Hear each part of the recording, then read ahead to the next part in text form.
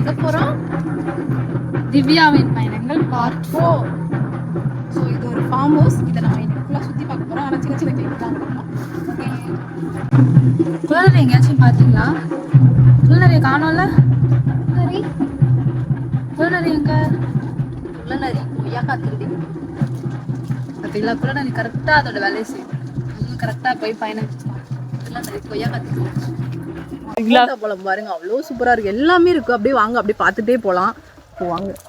மிளகா பழத்தை பாருங்க, இது ஒரு டிஃப்ரெண்டா இருக்கு. கருப்பா இருக்கு மிளகா பழம், டிஃப்ரெண்டா இருக்கு. ஸோ வாங்க, நிறைய வச்சிருக்காங்க இங்க. இங்க பாருங்க,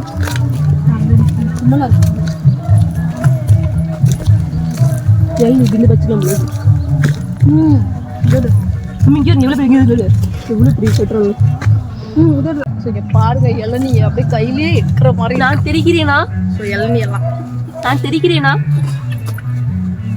அது யாரு? குள்ளநரியா? இங்க பாருங்களேன். ஸோ இது என்ன பூ சொல்லுவாங்கன்னா, கோழிக்கொண்ட பூ சொல்லுவாங்க எங்க ஊர் சைடு.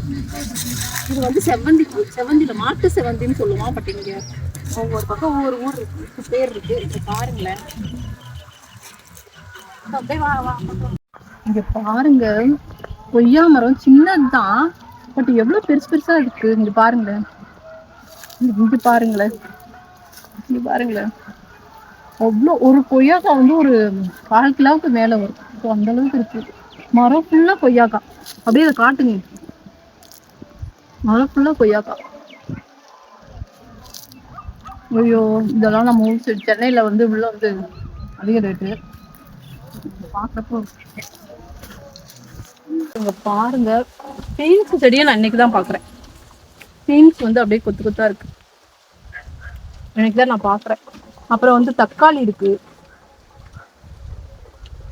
பாவக்காய் இருக்கு,